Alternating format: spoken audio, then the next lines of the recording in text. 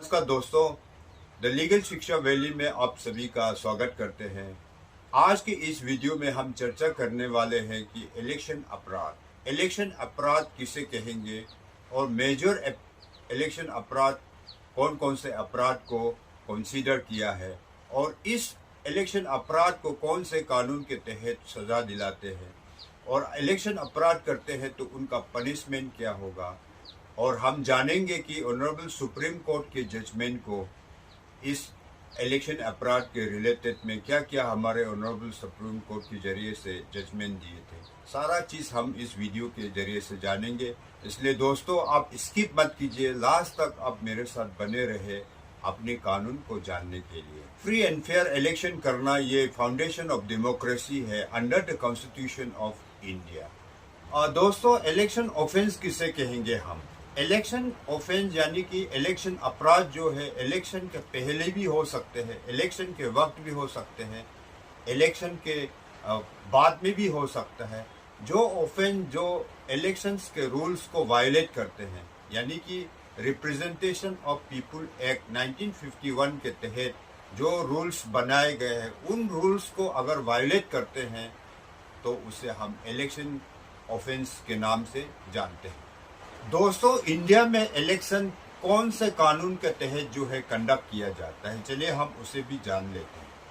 तो elections India में conduct कराने के लिए जो है रिप्रेजेंटेशंस ऑफ पीपुल एक्ट 1951 के कानून के तहत जो है कोई भी, चाहे वो एमएलए इलेक्शंस हो, एमपी इलेक्शंस हो, जितने भी इलेक्शन प्रोसेस होता है वो जो है रिप्रेजेंटेशंस ऑफ पीपुल एक्ट 1951 के तहत जो है इलेक्शन कंडक्ट कराए जाते हैं। अगर कोई भी व्यक्ति इस इलेक्शंस के रूल्स को वायलेट करते हैं तो उसे रिप्रेजेंटेशंस ऑफ पीपुल एक्ट 1951 के तहत और आईपीसी और बीएनएस के तहत जो है उसे सजा देते हैं।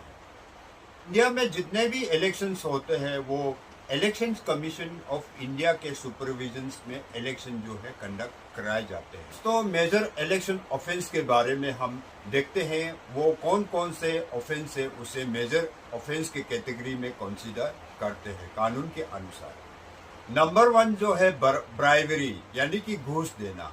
यानी इलेक्शन में अगर आप किसी को घूस देते हैं, रुपये हो, कपड़े हो या कोई दारू हो या कोई भी चीज देते हैं और कहते हैं कि आप मेरे कैंडिडेट को वोट दीजिए और इस फलाना कैंडिडेट को जिताए। अगर इस प्रकार से अगर कोई भी आप ब्राइब देते हैं, गिफ्ट देते हैं या कोई भी प्रकार की चीज देते हैं तो वो जो है ब्राइवरी की कैटेगरी में उसे कंसीडर करते हैं। अगर कोई भी व्यक्ति इस प्रकार से कार्य करते हुए पकड़े जाएंगे तो उसे इम्प्रिजनमेंट विद फाइन का सजा दिया जाएगा।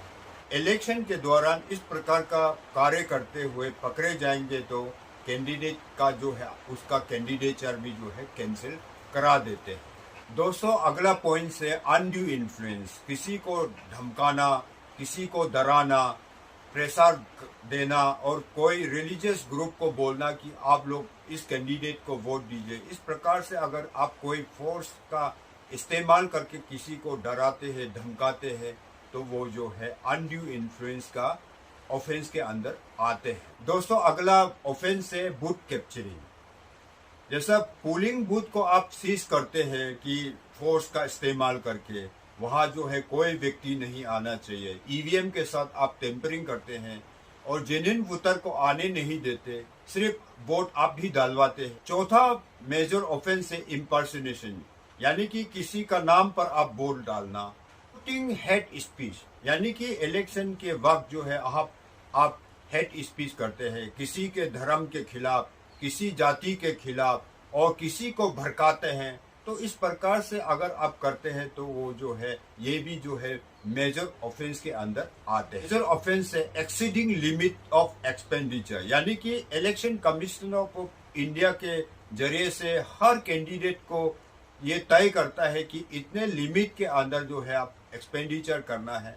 अगर उस लिमिट को एक्सेस करते हैं, यानी वो जो है एमपी के इलेक्शन में हो, एमएलए इलेक्शन में हो, जो इलेक्शन कमिश्नर ऑफ इंडिया के जरिए से सर्टेन अमाउंट को फिक्स करते हैं कि आप उतने तक जो है खर्चा कर सकते हैं, लेकिन अगर उससे पार करके आप अगर खर्चा करते हैं तो वो जो है मेजर इलेक्शंस ऑफेंस के कैटेगरी में आएंगे। अगर इलेक्शन कमिश्नर ऑफ इंडिया को मालूम पड़ता है कि फलाना कैंडिडेट ने जो है अपना एक्सपेंडिचर को जो प्रिस्क्राइब अमाउंट को एक्सीड किया है, तो इलेक्शन कमिश्नर ऑफ इंडिया जो है उस कैंडिडेट का कैंडिडेचर को जो है कैंसिल करा सकते हैं। ऑफेंस है ये फॉल्स एफिडेविट, यानी कि गलती एफिडेविट आप सबमिट करते हैं, तो उस ये भी एक बहुत बड़ा सीरियस ऑफेंस है, इलेक्शन ऑफेंस है। क्योंकि चाहे वो एमएलए के इलेक्शन हो, एमपी के इलेक्शन में हो, हर कैंडिडेट को अपना एफिडेविट जो है सबमिट करना होता है। उस एफिडेविट में कैंडिडेचर का जितना भी डिटेल्स होता है वहाँ लिखना होता है, यानी कि जैसे कि उनका कोई प्रॉपर्टी है तो कितना है, रुपए पैसे है तो कितने हैं, अपने बाल बच्चे, अपने बीवी, और आप खुद कितने पढ़ाई लिखाई है, या खुद का कोई पुलिस स्टेशन में कोई एफआईआर दर्ज है कि नहीं, या कोर्ट में कोई केस पेंडिंग है कि नहीं, ये सारा डिटेल जो है वो सबमिट करना पड़ता है। अगर उस एफिडेविट में अगर गलती इंफॉर्मेशन देते हैं तो इलेक्शन कमिश्नर जो है उस कैंडिडेट का कैंडिडेचर को भी कैंसिल करा सकते हैं।